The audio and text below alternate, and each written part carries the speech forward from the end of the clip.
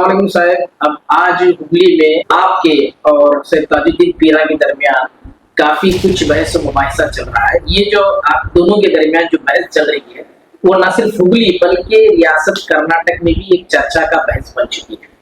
इस मौजू पर मैं आपसे चंद सवाल करना चाहूंगा। पहला सवाल ये है कि करीबन 2020 में कच्ची गार्डन में उससे आला हज़रत पीर मकबूल अहमद शाह कश्मीरी रहमतुल्लाह अलैह के मौके पर आपने मौलाना तनवीर पीरा के खिलाफ जो है अनाप शराब कहा है और उनकी शख्सियत पर आपने हमला किया।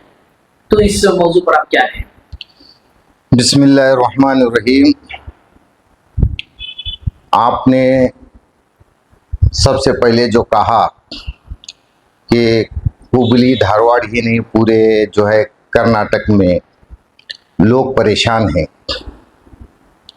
लेकिन मेरा मिजाज, हमारे बुज़ुर्गों का मिजाज, जो मेरे बुज़ुर्गों की तालीमात हैं, मेरे बुज़ुर्गों ने कहा है किसी को मत छेड़ो, चाहे गरीब हो, अमीर हो, बड़ा हो, छोटा हो।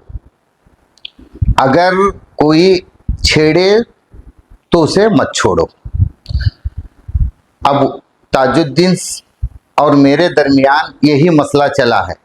मैं पहले किसी को छेड़ा नहीं है, क्योंकि दीन सुन्नियत के काम, खिदमत खल्क के खिदमत, उसमें मैं हमेशा मसरूफ़ रहता हूँ और तरीक़त के कामों में मसरूफ़ रहता हूँ, अपनी आखिरत बनाने के बारे में। और मेरे मुरीदीन, मेरे सिलसिले के जितने भी मुरीदीन हैं, उनकी इस्लाह की फ़िक्र में मैं रहता हूँ। लेकिन ताजुद्दीन ने जो शुरुआत की है तो उसका मैं जवाब दे रहा हूँ। रही बात अल्लामा पीर सैयद तनवीर हाशमी साहब के बारे में, जो उन्होंने कहा है कि मैंने अनाप शनाप उनके ख़िलाफ़ कुछ कहा है, ये सरासर झूठ है, मुझ पर इल्ज़ाम है। वो दलील दें। अगर दलील न देने की सूरत में शरीयत में, फ़िक़्ह हनफी में ताजुद्दीन को 80 कोड़े लगाने का हुक्म है। अच्छा, तो आप कह रहे हैं कि आपने उनके खिलाफ कुछ अनाप शनाप नहीं किया? बिल्कुल। इसको छोड़िए, उनका ये भी कहना है कि आपके वालिद के नाम के आगे सैयद नहीं है और आपके नाम के आगे आप सैयद लगा रहे हैं। आपके वालिद काजी थे और आप सरकाजी बने हुए हैं, क्या मामला है? देखिए, हमारे बुजुर्ग सैयदुस सादात क़ाज़ी उल क़ुज़्ज़ात क़ाज़ी सैयद मोहम्मद बाक़र रहमतुल्लाहि ताला अलैह की निस्बत से हमें लोग क़ाज़ी कहते हैं और हम भी क़ाज़ी लिखते हैं। ये क़ाज़ी मनसब है। मैं ताजुद्दीन को इससे पहले भी बताया था कि आप इतने बड़े अनपढ़ और जाहिल हो कि आपको कुनियत, लक़ब, मनसब, नसब के बारे में इल्म नहीं है।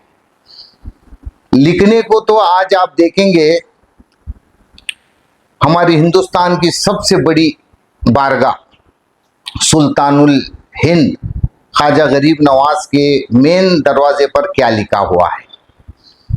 पीराने पीर मीरा मुहियुद्दीन शेख अब्दुल कादिर जिलानी के देखिए आप उनके दरवाजे पर क्या लिखा हुआ है। लोग जो है, क्या लिखा हुआ है, मतलब समझे? उनके नाम के साथ सैयद नहीं लिखा हुआ है। अच्छा। तो क्या आप उनको सैयद नहीं कहेंगे? नसब एक अलग चीज़ है, मनसब अलग चीज़ है, कुनियत अलग चीज़ है। तो हिंदुस्तान में कई ऐसे हज़ारों बुजुर्गान दीन हैं जो कुनियत से, उसके साथ साथ जो मनसब से, लक़ब से मशहूर हुए हैं, बावजूद कि वो सैयद हैं। तो इसी तरह हमारे बुजुर्ग जो है मनसब से मशहूर हुए हैं। इसकी वजह से हमारे साथ, हम लोग बड़ी फ़ख्र के साथ हम लोग क़ाज़ी लिखते हैं, इसलिए कि ताजुद्दीन अनपढ़ को कुछ मालूम नहीं है कि अल्लाह के रसूल सल्लल्लाहु ताला अलैहि वसल्लम के दौर में अल्लाह के रसूल सल्लल्लाहु ताला अलैहि वसल्लम ने 12 से 15 सहाबा किराम को क़ाज़ी बनाया। उसमें से नुमाया नाम शेर खुदा मौला अली मुश्किल कुशा करमल्लाहु वजहुल करीम को भी अल्लाह के रसूल ने क़ाज़ी बनाया। मेरे लिए इससे बढ़कर खुशी क्या होगी। और पीराने पीर मीरा मुहियुद्दीन शेख अब्दुल कादिर जिलानी रजी अल्लाह ताला अन्हु के जो बड़े फर्जंद है सैयद शाह अब्दुल रज़ाक कादरी रहमतुल्लाहि ताला अलैह, वो भी खाजी थे। तो एक बुजुर्ग की निस्बत से मनसब की तरफ हम लोगों को याद किया जाता है, ये मेरे लिए बड़ी फख्र की बात है। रही बात सैयद, मेरे पास सिजराए नसब है, मैं इससे भी पहले ऐलान कर चुका हूँ, तहरीरी तौर पर भी दिया हूँ और ऐलान कर चुका हूँ कि शरीयत में सैयद होने के लिए जिन चीज़ों का सबूत चाहिए वो तमाम सबूत दलीलों के साथ मेरे पास मौजूद है। के पास शजरा नसब मौजूद है, तो फिर उसको दिखा क्यों नहीं रहे? देखिए, ये ताजुद्दीन लोगों को गुमराह कर रहा। हकीकत में जब अंजुमन वाले उन्हें मुझे लेटर लिखे तहरीर किया था कि आप अपना सिजरा नसब अंजुमन के दफ्तर में जमा करो, तो अंजुमन के दफ्तर में मेरा सिजरा नसब में जमा किया हूँ। अब रही बात ताजुद्दीन, उसके अंदर बुज़दिल है, वो मेरे पास आकर डायरेक्ट पूछता तो मैं दे देता, लेकिन उन्हें मेरे पास आया नहीं, सिजरा दिखा रहे नहीं, ये लोगों में गलत अफवाहें फैला रहा। अच्छा, तो आप अंजुमन में पहुंचा चुके हैं? आपने मैं सिजरा पहुंचा चुका हूं। अगर कोई सवाब की नीयत से फैज़ हासिल करने के लिए मेरे बुजुर्गों की नामों की तिलावत करना चाहता है तो आज भी मैं पूरे हुबली में जेरॉक्स करा के तकसीम करने के लिए भी तैयार हूँ। उन्होंने 5 माहिरुल अंसाब का उन्होंने इंतखाब किया है, उन्होंने नामों का भी तज़किरा किया, तो इस ज़माने में आपकी क्या तैयारी है? क्या वो शिजरा नसब को तहकीक करेंगे, उसको जांचेंगे? तो जिस तरह उन्होंने 5 लोगों को मुंतखब किया है, वैसे आपकी क्या तैयारी है इस सिलसिले में? देखिए, मुझे इनके बातों पर हंसी आ रही है। सवाल इन्होंने किया है और इन्हों बुला रहे हैं 5 मशाइखीन को। मैं आपसे पूछना चाहता हूँ, कोई मर्द एक औरत से निकाह करता है जिंदगी करने के लिए, क्या निकाह करने के बाद 5 दूसरे मर्दों को उसके साथ जिंदगी करने के लिए बुलाता? मर्द है तो शादी करना, मर्द नहीं है तो दूसरों का शादी करके दूसरों का सहारा नहीं लेना, ये बेवकूफ़ी की बात है। अब ये जो मामला था, ये अंजुमन अल्हम्दुलिल्लाह, देखिए, मेरे सैयद होने के लिए मेरे पास जो चाहिए वो मौजूद है। मुझे इल्मुल अंसाब वालों को भी बुलाने की ज़रूरत नहीं है, दूसरों को भी बुलाने की ज़रूरत नहीं है। मेरा मुकाबला ताजुद्दीन के साथ है। वो ताजुद्दीन के अंदर हिम्मत नहीं है, ये मर्द माने रहे तो सामने आते हैं, ना मर्दों की तरह ये दूसरों के नामों को इस्तेमाल कर रहे हैं, ये बहुत गलत चीज़ है। तस्वीर के लिए उन्होंने अंजुमन इस्लाम का इंतखाब किया है, क्या ये अंजुमन इस्लाम की जिम्मेदारी है कि आप दोनों के दरमियान तस्फिया कराएं? वही अफसोस होता है, जनाब ताजुद्दीन साहब कई साल अंजुमन इस्लाम में खिदमत किए हैं। अंजुमन इस्लाम आप भी जानते हैं कि हमारा ये तालीमी, समाजी, मिली इदारा है। अब ऐसी ही हरकतों की वजह से अंजुमन से ताजुद्दीन साहब को क्या करे, निकाल कर भगा दिए। अगर अंजुमन का जो काम है वो अंजुमन वाले करते हैं, अगर इनके अंदर, मैं ताजुद्दीन से कहना चाहता हूँ, अरे भाई, तेरे अंदर जब ताकत नहीं है तो तू मैदान में क्यों आया? आज भी मेरे साथ तेरा मुकाबला है तो तू आ। अच्छा, इन्होंने एक अदालती कागजात भी दिखाए हैं सैयद ताजुद्दीन पीरा साहब ने, जिसमें ये है कि आपके वालिद के नाम के आगे सैयद नहीं है, सिर्फ ताजी लिखा हुआ है। वो अदालती कागजात क्या थे? वो केस के मुतालिक क्या, थोड़ा कुछ बताइएगा। हमको पता नहीं वो क्या मसला था, किस जिमन में वो अदालती कागजात, किस केस और किस मुकदमे के हवाले से वो अदालती कागजात थे? देखिए, ये जायदाद का मसला है। मेरे बुजुर्ग बहुत बड़े खाजी, उन्हें आदिल शाही दौर में इनाम दिया गया। 8,000 एकड़ ज़मीन का जिक्र मिलता है। 8,000 एकड़ ज़मीन।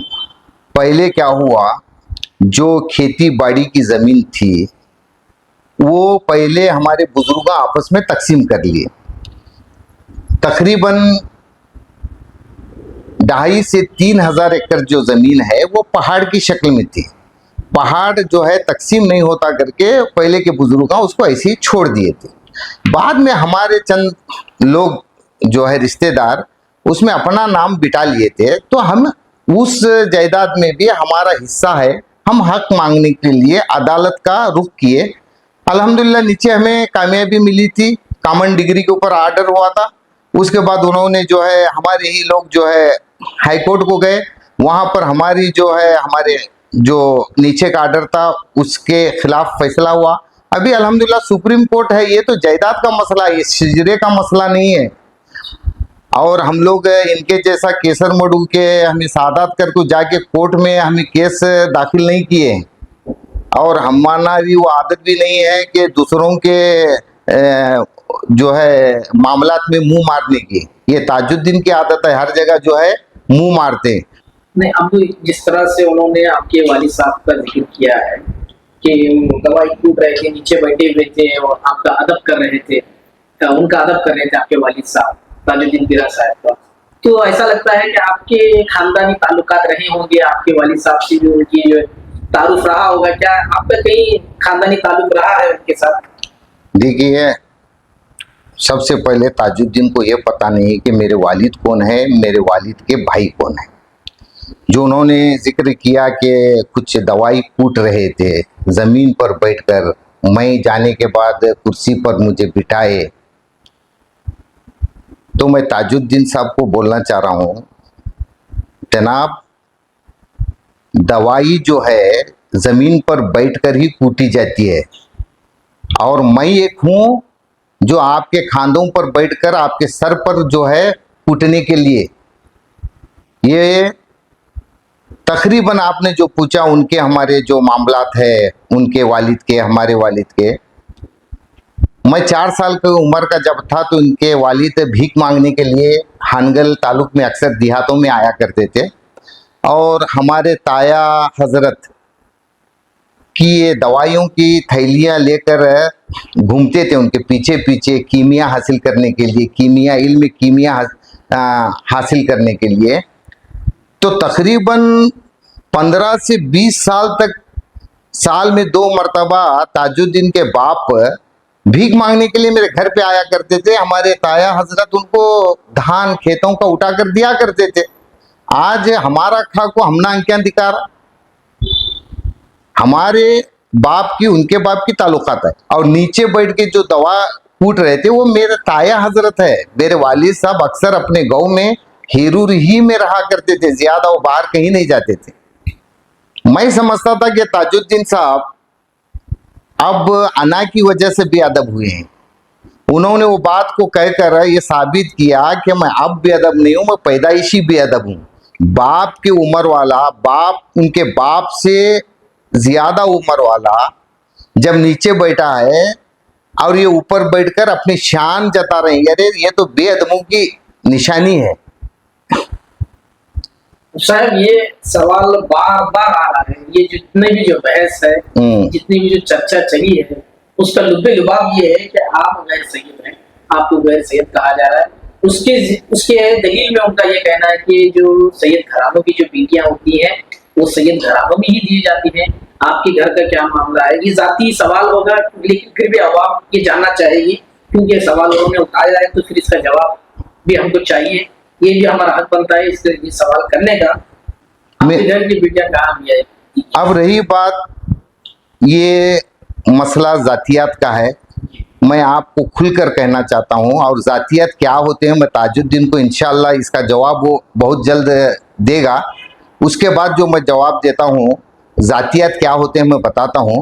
आपने जो पूछा है, मेरी सगी 5 बहनें और मेरे ताया हजरत की 5 बेटियां, गोया कि हमारे 10 बहनें। आज आप देखेंगे इज्जतदार घराने में अपने खाविंदों के साथ इज्जत की जिंदगी गुजार रहे हैं।